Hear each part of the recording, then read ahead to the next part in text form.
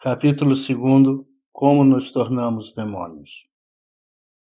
Inicia a projeção da aula que ocorre no primeiro andar, para o grupo que está em recuperação, formado por Etlésio, Rivalina, Astrobrito e Romildo. Sejam bem-vindos, cumprimenta José a todos. É uma grande alegria estar com vocês novamente. Vocês e os alunos do quarto andar. Ivan será o nosso professor na aula de hoje. Ivan levanta-se, cumprimenta José e Patrícia, faz a prece e inicia. Vamos estudar os fenômenos mediúnicos na Idade Média, bem como o período anterior à ida do Consolador ao mundo da matéria densa. Depois da deturpação da orientação do Cristo, de como viver e de como conduzir a mediunidade, pelos mesmos motivos que descobrimos no módulo anterior, a Idade Média representa a mistura entre um modo de viver cristão e não cristão. Vamos explorar os motivos psicológicos que geram essa confusão para que nos preparemos para viver, no futuro, uma vida cristã. Quando se estuda história, investiga-se o livre-arbítrio humano e, muitas vezes, a nossa história ao longo do tempo. A Idade Média foi uma opção humana, pois poderíamos ter evoluído de outra forma a partir da civilização romana e grega com a inspiração cristã. A sociedade humana optou por não seguir o Cristo. Assim, ampliou seu sofrimento por 2 milênios. Hoje, o livre-arbítrio possibilita, mais uma vez, a escolha, porém, os que não quiserem espiritualizar-se serão encaminhados a outros mundos. Conclui Ivan e anuncia o tema da aula. Como nos tornarmos demônios? Não se assustem, nossa caminhada é sempre em direção a Deus, mas é parte do processo evolutivo avaliar os erros passados e reconhecer nossa responsabilidade por aquilo que nos tornamos. Não vai nascer chifre nem rabo em ninguém, explica com bom humor. Todos riem. A Idade Média é um longo período em que o ideal cristão da mediunidade abnegada e a busca de interesses inferiores se chocam. Isso leva à proibição dos fenômenos mediúnicos e as consequências dessa proibição ainda são vividas no atual movimento espírita encarnado. Muitos dos perseguidores da mediunidade reencarnaram como espíritas, comprometendo-se a reparar os erros passados. Mas nem todos conseguem e continuam, de maneira direta ou disfarçada, a combater o intercâmbio entre encarnados e desencarnados. A proibição da prática mediúnica e suas consequências psíquicas, culturais e históricas é o que estudaremos hoje. Peço nesse instante a colaboração vibratória de todos, conclui Ivan. Patrícia dá um sinal a 2 auxiliares, legionários romanos, que trazem um espírito muito agressivo, que grita alto. Não vejo nada, não vejo nada. Quem me prende? Quem me cega? Malditos! Vingar-me-ei de todos. Bruxos malditos serão queimados novamente. O espírito foi conduzido até próximo a Patrícia. Ela agradece aos espíritos ajudantes e diz: sentai-o e podem soltá-lo. Os alunos ficam com medo. Os legionários obedecem com tranquilidade, conhecem Patrícia. Ela olha para ele, envolve em sua energia, controlando-o e permitindo que ele veja. Agora estou vendo, vou pegar vocês, grita com voz estridente e ameaçadora. Rivalina treme. Ivan chama-lhe a atenção. Ela se acalma. Vamos conversar. Não tente fugir, nem perca tempo com ameaças. Fala Ivan com tranquilidade. Eu lhe conheço, Drita. Você é Ivan de Albuquerque, que trabalha com jovens espíritas. Sou o seu inimigo. Sou o sedutor dos jovens médiuns, diz gargalhando. Chegou a sua hora, amigo. O Cristo determinou uma transformação mais profunda no mundo. Ordenou a multiplicação das mediunidades para que todos possam se espiritualizar. Você não pôde ir contra Eurípides nem contra o Cristo. Eles agem em nome de Deus. Reflita, está na hora de mudar, fala Ivan. Agora que a luta fica melhor, você quer que eu pare? Nunca. Jamais me renderei ao cordeiro. Nunca, grita Bocó. Por que atacar os jovens médiuns? Ectoplasma, diz sorrindo maliciosamente. Explique-se melhor, fala Ivan. Não quero, responde.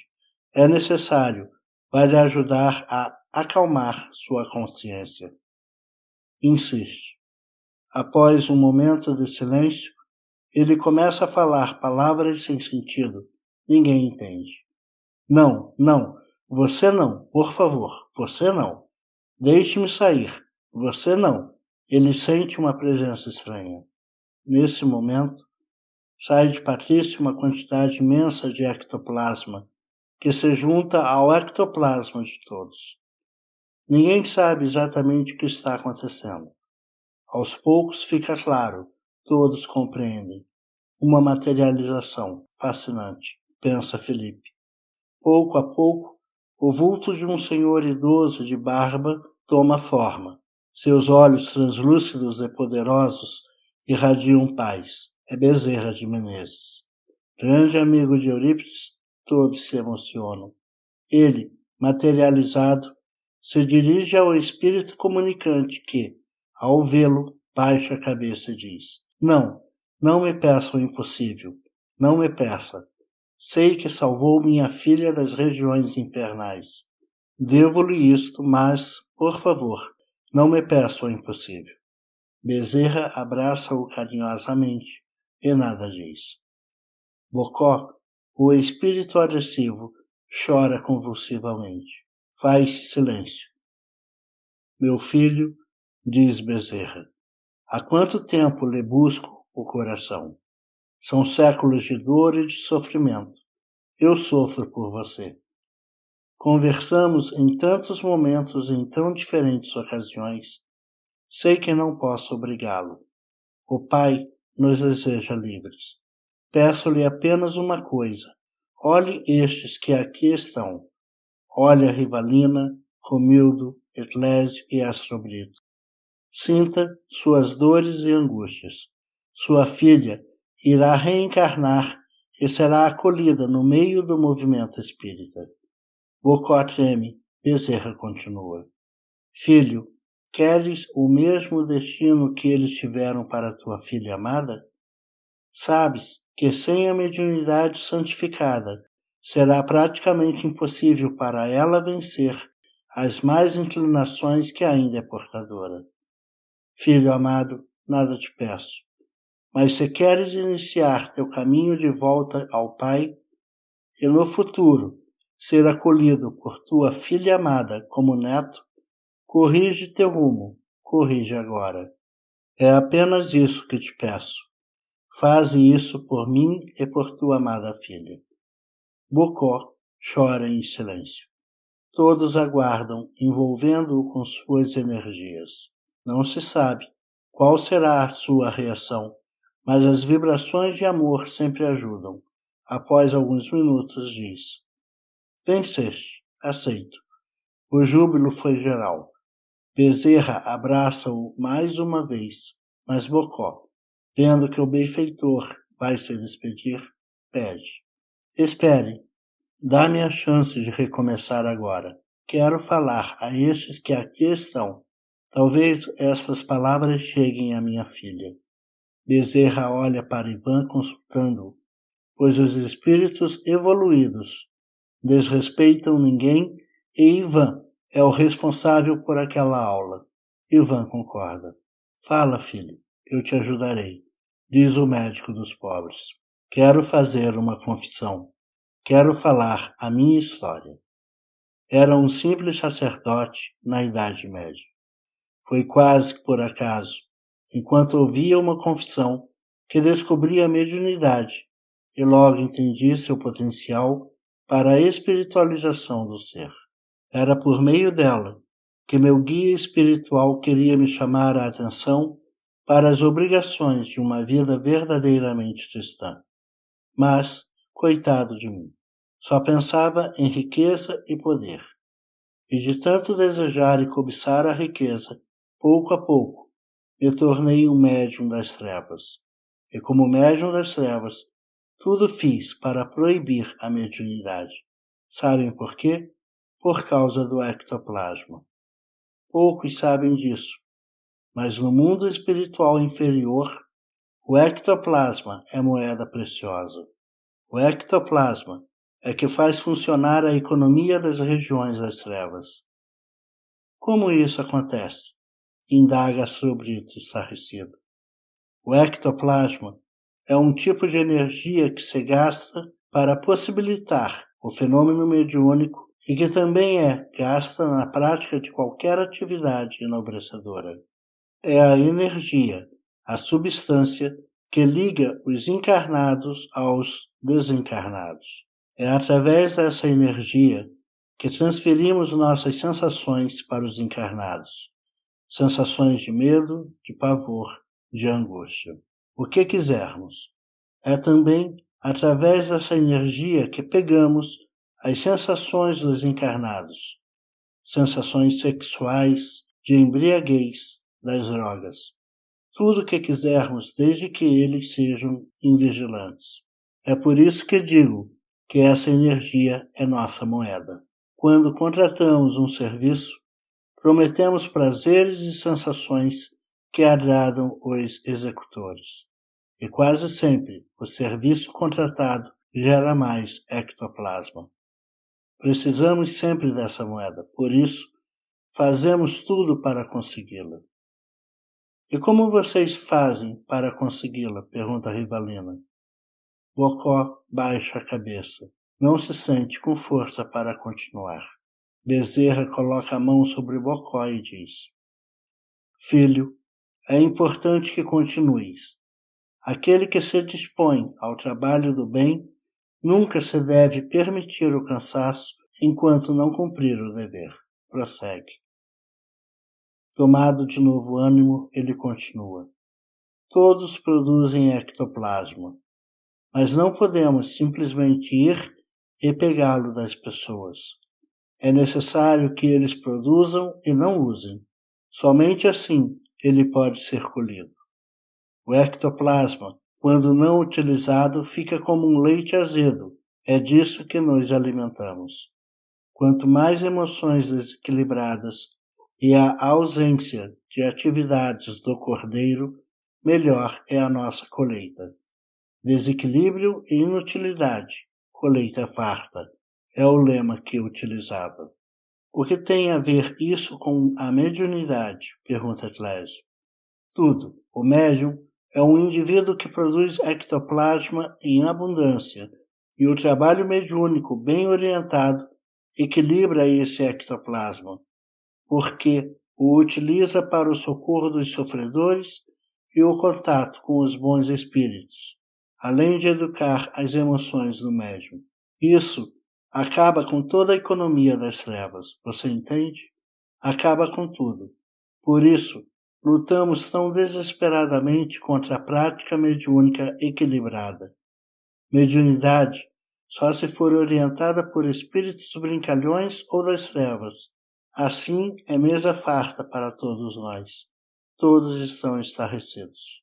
Como foi a sua atuação na Idade Média? Pergunta Ivan. Conseguimos muita coisa. A proibição dos fenômenos mediúnicos gerou muita conexão conosco. Espíritos com depravações sexuais tinham acesso muito fácil aos santinhos da igreja. Incubos e sucumbos era o nome dos espíritos sensuais à época, eram as legiões de obsessores sexuais. A santidade aparente, fingida, é o melhor meio para chegar à depravação. E quem ousasse quebrar nosso bloqueio era queimado. Não podíamos pegar os corajosos, nem no corpo, nem fora dele. Eles empregavam bem suas energias e isso gera mais coragem e equilíbrio. O ectoplasma deles tem um cheiro e um gosto que detestamos, mas muitos eram covardes e cínicos. Isso nos servia muito bem. Obrigado, agradece Ivan. Perdoe-me, há tanto tempo afasto os jovens da mediunidade, fala Bocó. Se Deus permitiu o nosso encontro, foi para que eu te ajudasse. Aguardei 100 anos por este momento. Agora, acompanharei teus passos e quando você reencarnar, serei o amigo espiritual que te lembrará sempre que a mediunidade com o Cristo é abnegação. Responde Ivan. Bocó chora. Bezerra está feliz. Fala para todos. Filhos, que a lição de hoje seja propagada para todos os jovens da terra. Trabalhai sempre até que a ignorância espiritual seja extinta.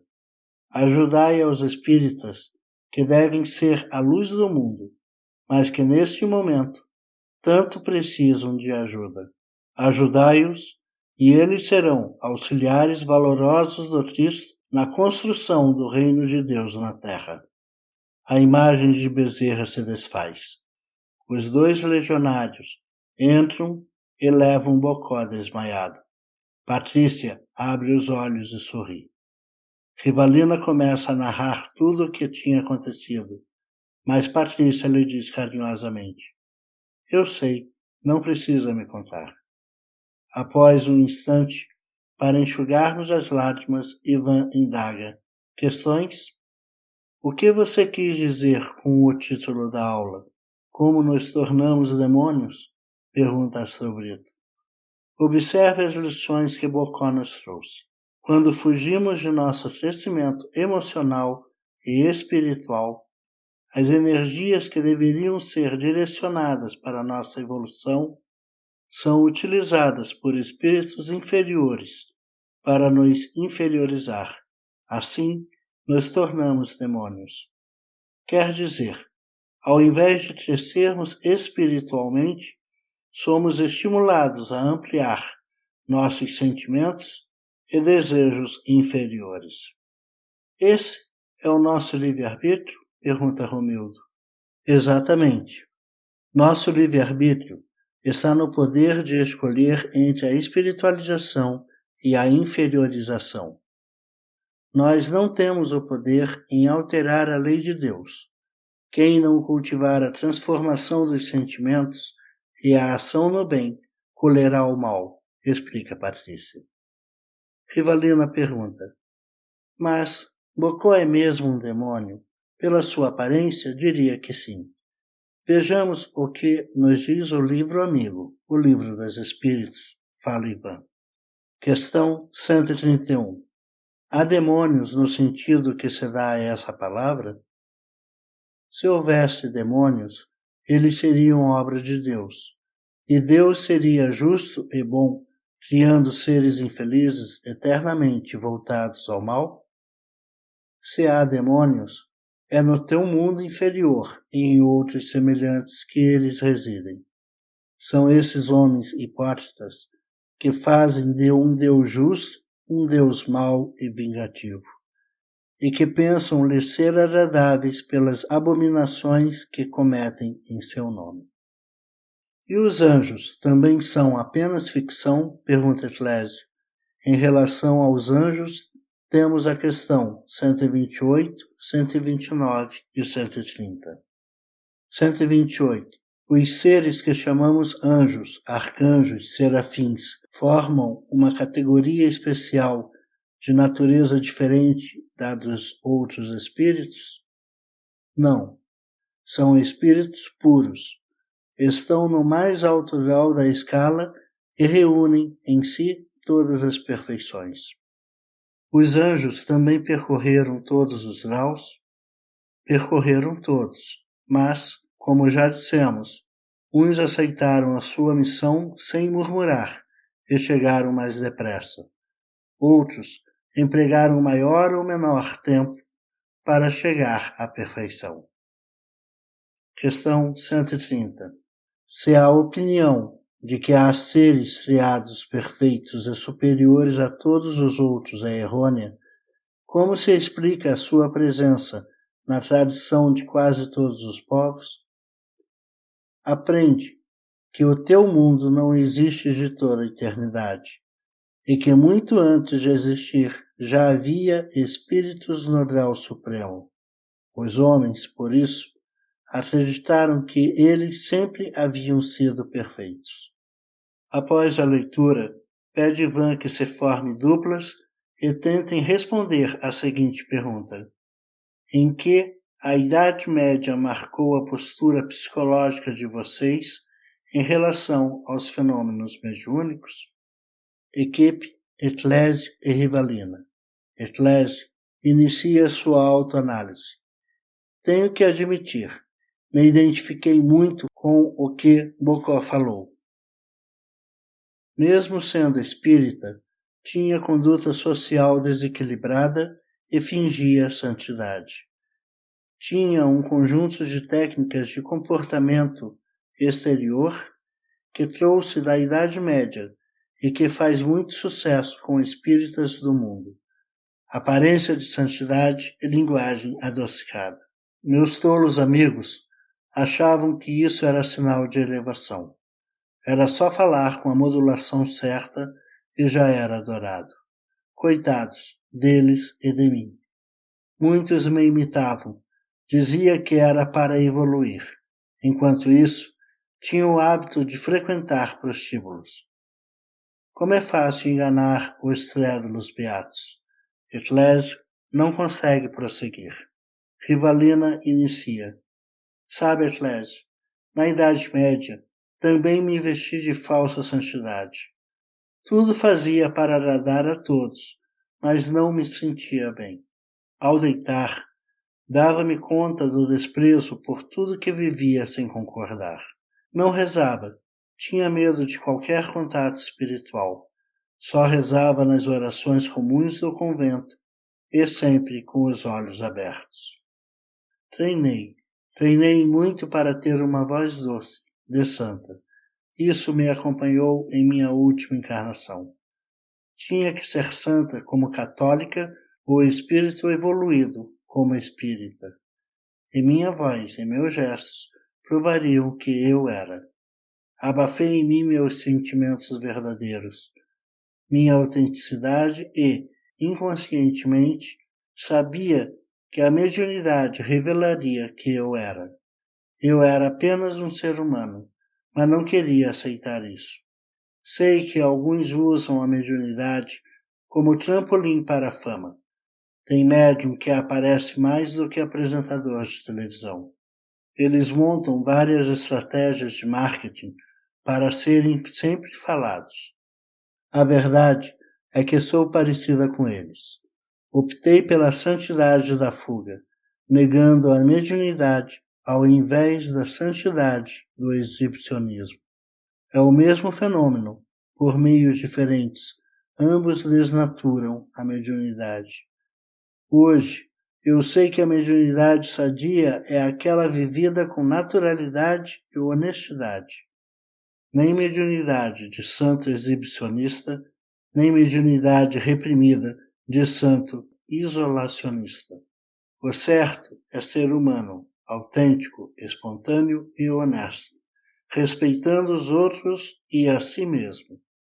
Humildade é aceitar-se como é, admitir qualidades e defeitos, acima de tudo, ter disposição para seguir sempre inspirado pelos espíritos superiores.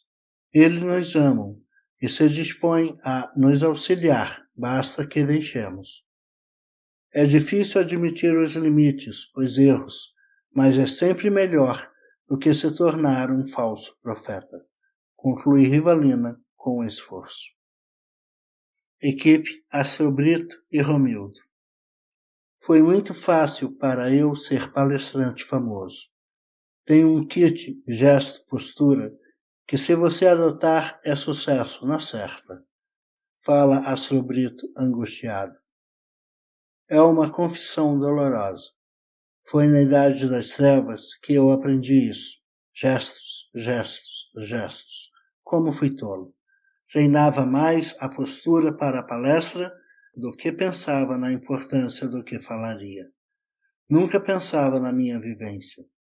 Atitudes mansas, determinadas posturas das mãos, gestos faciais, tremia as pálpebras.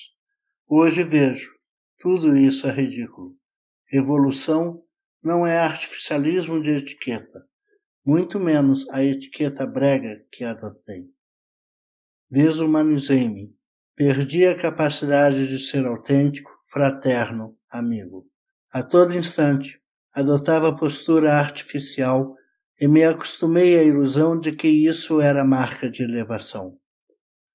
Quando vejo a sinceridade de Eurípides e de nossos professores, assusta-me. Criei um mundo torpe de falsa elevação e quantos me seguiam e ainda seguem. Astrobrito não consegue continuar. É o choque de realidade. Fingiu ser evoluído e, para sua própria infelicidade, muitos acreditaram nele. Sempre apoiei esse tipo de atitude. Quantos palestrantes convidei para visitar a casa que dirigia, porque tinham estes gestos de santidade. Até dizia, são do mesmo grupo espiritual, fala Romildo. Somos sim, somos do grupo dos falsos profetas, diz Astrobrito baixando a cabeça. É verdade, e eu também sou responsável. Sempre apoiei esse tipo de palestrante. Dava status. Eles sempre me elogiavam, uma maldita troca.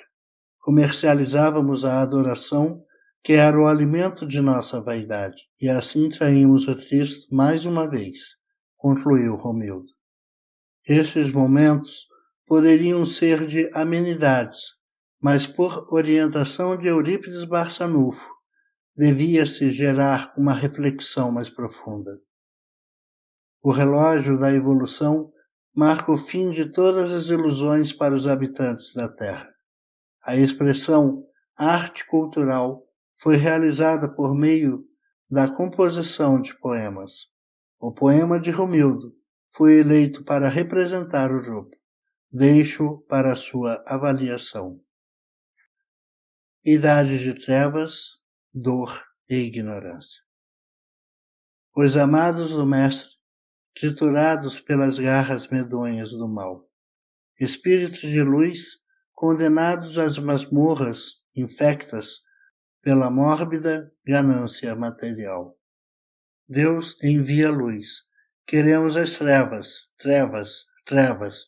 Gritávamos, nós, os pregadores da maldade. Revoltosos e infelizes, angustiados e covardes, somos nós, encarnados ou desencarnados, os negadores da mediunidade. O sofrimento desaba sobre nós. Piedade, piedade, gritamos debalde. Apieda-te, Senhor, da nossa imensa dor, a dor dos negadores da mediunidade. Ensina-nos a entrar em contato contigo e com os guias da humanidade. Misericórdia, misericórdia.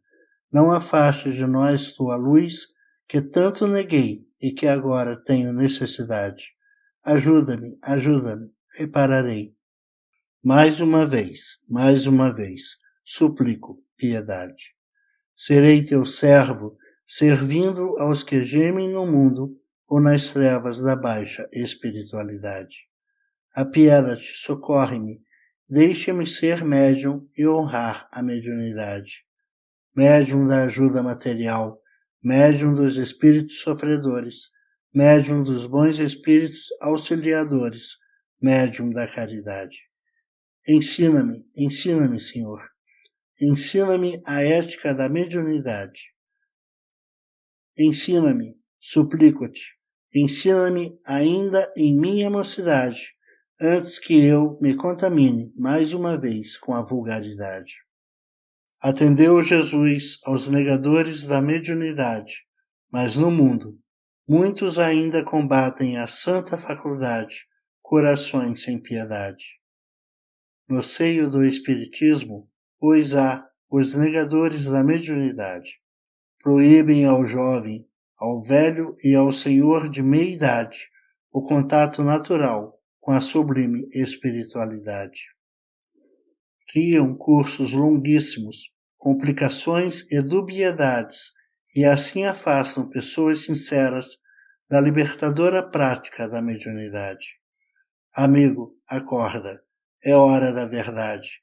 É tua última chance, e se ainda quiseres negar a santa faculdade, terás o salário da maldade, triste negador da mediunidade. Muda agora, a misericórdia te conduzirá à nobre faculdade. Acolhe os jovens que se apresentem com justa maturidade. Ajuda aos idosos que expressem sinceridade. Foge de vez de teu hábito de controle sem caridade. Porque se ainda fores aquele negador da mediunidade, sairás da terra em breve para viver em uma inferior humanidade. Apieda-te de ti, infeliz negador da sublime faculdade, negador da mediunidade. Ama ao Cristo, serve sem dubiedade a luz de Deus que vem através dos tempos pela sublime faculdade. Assim o fazes e verás nascer em ti, onde antes havia angústia e infelicidade, a imorredora claridade dos que servem à caridade, por meio da mediunidade. Romildo, um arrependido negador da mediunidade.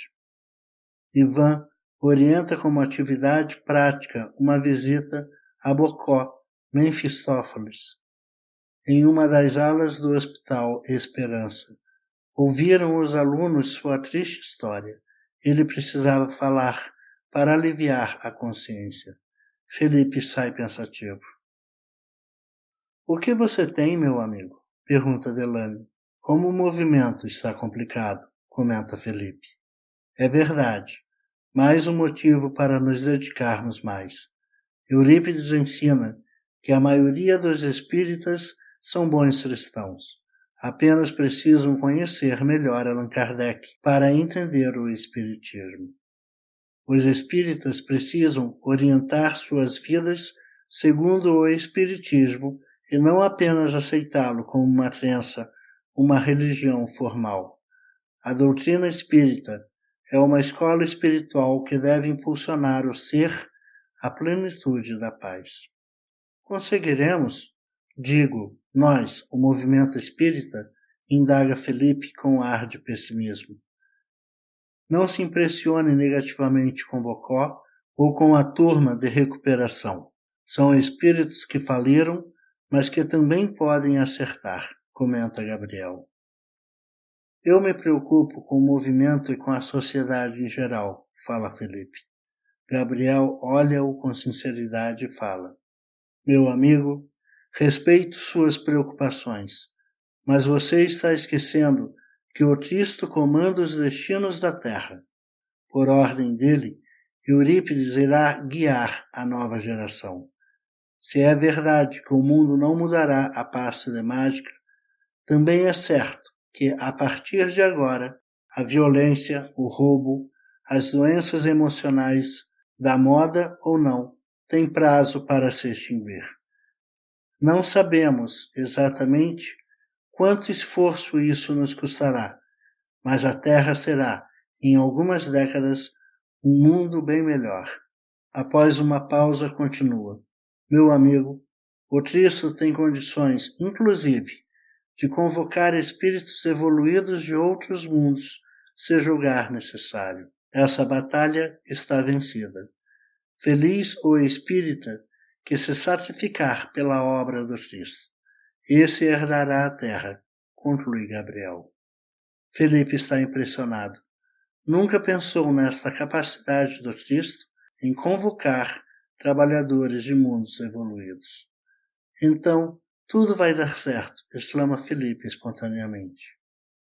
Nunca pode dar errado, responde Gabriel ao observar que Felipe o entendeu, e continua: o que, para muitos no mundo, pode parecer impotência de nosso dirigente máximo, é, na verdade, misericórdia. Ele aguarda que os irmãos rebeldes se transformem, mas é preciso dizer: a espera está perto do fim. Felipe acorda com perfeita lembrança deste último diálogo. Como Cristo é grandioso. Pensa e faz sua prece e leitura de O Evangelho segundo o Espiritismo para iniciar o dia de forma equilibrada.